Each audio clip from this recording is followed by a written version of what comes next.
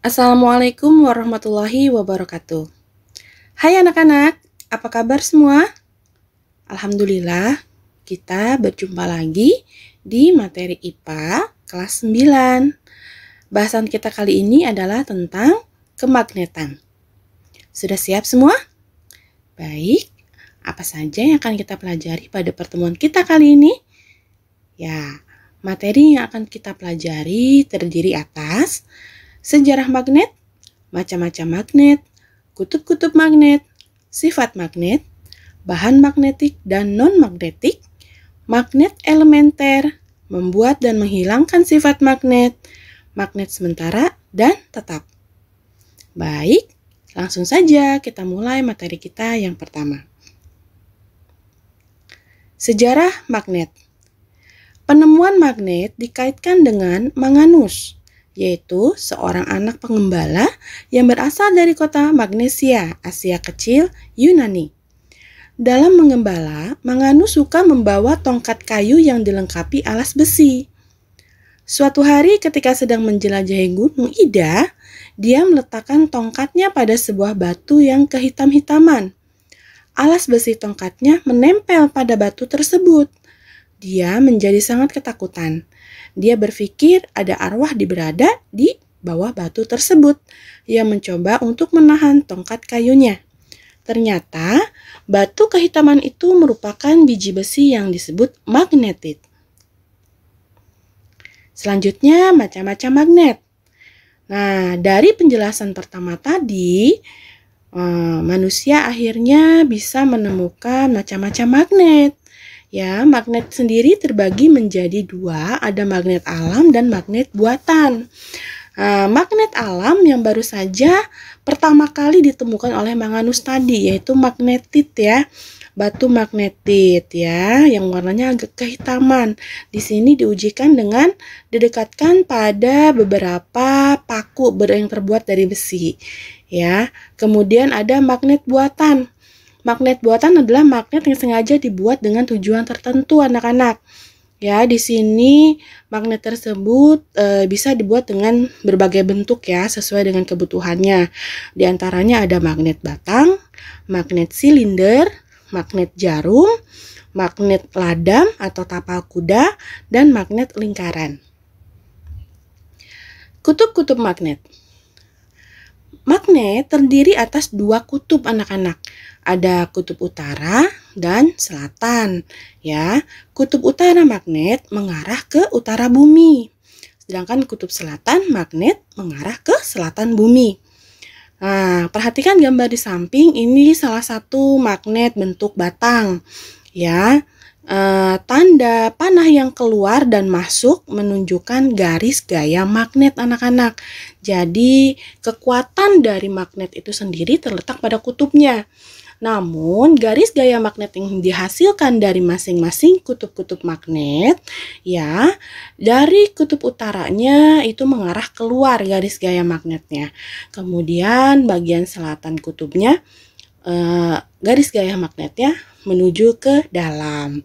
Ya, ini salah satu bentuk penggambaran dari garis gaya magnet pada magnet bentuk batang. Oke, selanjutnya kutub-kutub magnet batang yang dipotong. Anak-anak, apa yang terjadi jika magnet batang kita potong? Ya, seperti kita ketahui tadi bahwa setiap magnet itu memiliki kutub masing-masing ya, ada kutub utara dan selatan. Nah, di sini diumpamakan sebuah magnet batang yang dipotong menjadi 3 bagian. Lalu bagaimana dengan magnet yang terbentuk? Ya, magnet yang terbentuk tetap sama ya anak-anak, sesuai dengan posisi awal dari magnet pertama, magnet induknya. Jadi walaupun magnet batang dipotong menjadi 3 bagian, kutub utara dan selatannya tetap sama. Ya, kalian bisa lihat dari gambar. Oke, selanjutnya sifat magnet. Ya, tadi Bu Nur sudah menjelaskan tentang garis gaya magnet ya. Garis gaya magnet yang dikeluarkan atau dihasilkan dari kutub-kutub magnet. Di mana utara itu arahnya keluar sedangkan selatan itu arahnya ke dalam. Nah, jika kalian perhatikan dari gambar yang Bu Nur sajikan di sini, ini adalah berbagai macam interaksi antara kutub-kutub magnet yang didekatkan.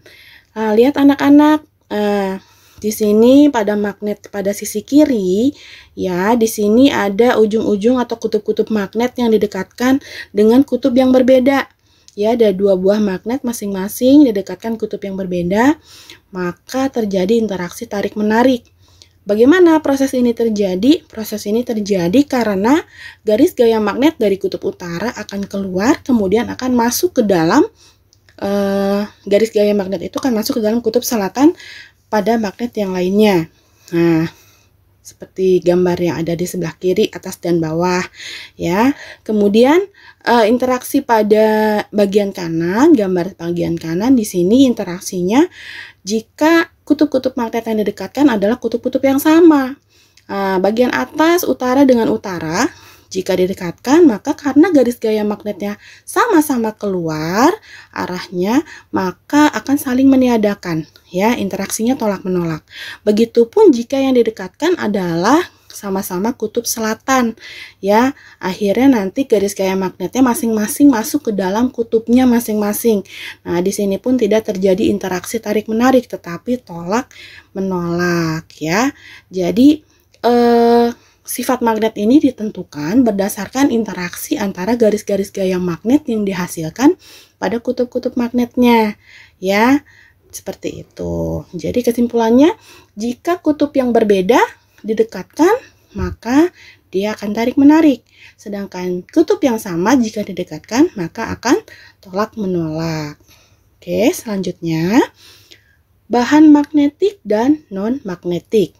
Nah, anak-anak, jadi setiap bahan yang ada di muka bumi ini semua itu dapat dikelompokkan menjadi magnetik dan non-magnetik, anak-anak. Ya, kenapa magnetik? Ya, kalau magnetik berarti dia memiliki gejala atau pengaruh tarik-menarik atau interaksi sifat magnetik, ya, apabila dia didekatkan seperti itu. Baik, simak penjelasan berikut ini. Ya, yang pertama bahan magnetik. Bahan magnetik itu sendiri terbagi menjadi 3, anak-anak. Ada ferromagnetik, paramagnetik, dan diamagnetik. Ferromagnetik adalah bahan yang ditarik dengan kuat oleh sebuah magnet dan dapat dijadikan magnet. Contohnya ada kobalt, baja, besi, dan nikel. Nah, kemudian yang kedua, paramagnetik adalah bahan yang ditarik lemah oleh magnet. Contohnya platina, aluminium, dan platina. Ya. Diamagnetik adalah bahan yang ditolak lemah oleh magnet dan sukar dijadikan magnet. Jadi dia masih punya pengaruh magnetik tetapi sangat kecil, ya, dan sulit sekali dijadikan magnet. Contohnya ada seng, emas, intan, dan timah. Nah, selanjutnya ada bahan non-magnetik. Kalian bisa perhatikan gambarnya, anak-anak. Ya, bahan non-magnetik apa saja? Di situ ada gambar bola bekel. Bola bekel biasanya terbuat dari karet, ya. Kemudian ada gagang telepon yang terbuat dari plastik. Ya, di sini juga ada sendok plastik, kemudian ada botol-botol plastik, ya, Lego. Kemudian juga ada kabel, ya, pembungkus kabel itu sifatnya sama dengan yang kita sudah bahas sebelumnya, ya, isolator, dia terbuat dari karet juga, karet sintetis. Kemudian juga ada kacamata, bagian kacanya juga tidak bisa dibuat magnetik, kemudian juga bagian bingkainya juga terbuat dari plastik pada umumnya. Ya, ini adalah bahan-bahan non-magnetik, jadi tidak memiliki pengaruh atau tidak bisa dibuat menjadi magnet. Ya, saya kira cukup jelas. Kita lanjutkan ke pembahasan kita berikutnya. Oke, anak-anak. Jadi, magnet yang sudah kita bahas tadi macam-macam bentuknya itu terdiri atas magnet-magnet elementer. Ya, magnet-magnet elementer adalah magnet-magnet penyusun dari suatu magnet. Ya, atau partikel-partikel magnet. Seperti itu. Nah, umumnya benda-benda non-magnetik, ya, benda-benda yang belum bersifat magnet, ini magnet elementer atau magnet penyusunnya masih berantakan. Ya, coba kalian perhatikan gambar yang paling bawah. Ya, perhatikan ini adalah, anggap saja yang tanda panah adalah magnet-magnet elementer. Jadi arahnya masih berantakan. Nah, benda yang dibuat menjadi magnet atau berubah menjadi magnet, dia akan memiliki sifat kemagnetan dan elementernya sudah teratur. Nah, seperti gambar yang di atas. Nah, jadi kalau sebuah benda berubah menjadi magnet, maka magnet elementer yang ada di dalam benda tersebut memiliki keteraturan. Sedangkan benda yang belum bersifat magnet, ya, magnet elementernya masih tidak teratur atau tersusun berantakan seperti gambar yang di bawah. Oke, kita lanjutkan ke penjelasan berikutnya. Nah, berdasarkan dari penjelasan yang tadi, ya anak-anak, magnet elementer penyusun dari suatu magnet, ya, maka dengan demikian kalian bisa tahu gambaran bahwa sebetulnya benda yang tidak bersifat magnet bisa dibuat menjadi bersifat magnet. Ya, dengan melalui 3 cara seperti kalian perhatikan pada gambar berikut.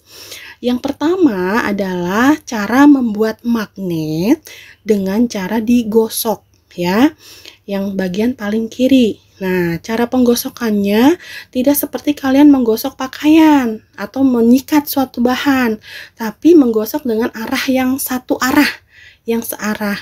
Boleh ke depan saja atau ke belakang saja. Seperti itu. Nah, bagaimana dengan magnet yang dihasilkan? Magnet yang dihasilkan, anggap saja P dan Q adalah benda yang akan dibuat magnet, ya. Sekarang setelah digosok, dia sudah menjadi magnet. Magnet apa yang dihasilkan? Magnet permanen. Ya, jadi dengan cara digosok dihasilkan magnet permanen. Dengan kutub selatan dan utaranya sama seperti magnet yang digosokkan. Jadi jika S adalah kutub selatan, maka P adalah kutub selatan, kemudian U adalah kutub utara, maka Q adalah kutub utara. Ya, jadi bagian pertama adalah membuat magnet dengan cara digosok. Oke, kita lanjutkan ke bagian yang tengah. Ya, bagian yang tengah adalah membuat magnet dengan cara mengalirkan arus listrik. Nah, di sini ada sebuah paku, kemudian dililitkan dengan menggunakan kawat, ya, kawat berarus. Nah, arusnya dari mana? Arusnya didapatkan dari sumber arusnya, yaitu baterai. Jadi dia dihubungkan masing-masing pada bagian kutub baterai. Seperti ini dililitkan. Nah, jika kedua ujung kawat ini dihubungkan, maka terjadilah arus listrik. Pada saat arus listrik mengalir, maka paku ini bersifat magnet, anak-anak. Cara pengujiannya, kalian dekatkan lagi dengan paku yang lain, pasti akan tertarik atau akan menempel. Nah, jika salah satu kutubnya kita lepas, nah, paku yang menempel tadi akan lepas. Nah, ya, ini adalah elektromagnet. Jadi cara pembuatan magnet dengan cara mengalirkan arus DC, arus searah, ya. Nah, sifatnya sementara. Magnet-magnet yang dibuat dengan cara mengalirkan arus searah ini sifatnya sementara. Kenapa sementara? Karena kalau salah satu kita copot bagian ujung kutubnya, ya, kawat tadi, dia akan hilang pengaruh magnetnya. Seperti itu. Oke, yang terakhir adalah membuat magnet dengan cara induksi. Nah, perhatikan gambar yang paling kanan sekali. Ya, di sini disiapkan ada magnet batang, ya, dia punya kutub utara dan selatan. Kemudian ada besi atau baja yang ingin dibuat magnet. Caranya bagaimana? Caranya cukup kalian dekatkan saja.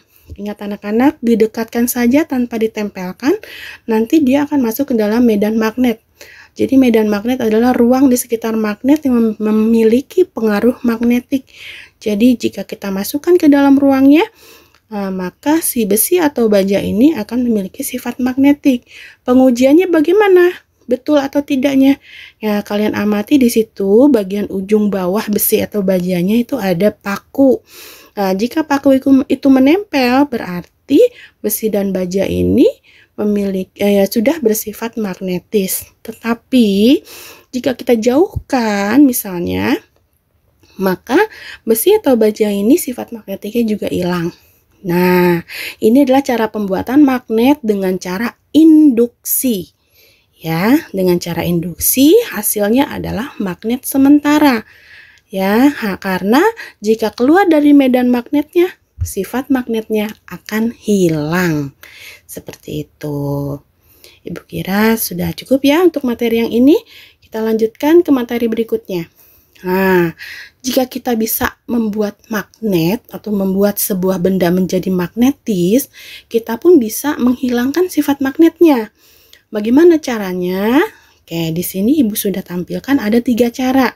Yang pertama dengan dipukul. Nah, dengan proses pemukulan ini, benda yang sudah magnet tadi ini akan menghancurkan atau membaurkan keteraturan magnet elementernya.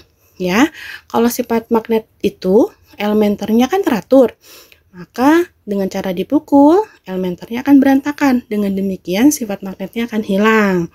Kemudian yang kedua dengan cara dibakar. Nah, sama, jika sebuah magnet kita bakar, maka akan terjadi perubahan fisik dari magnet itu.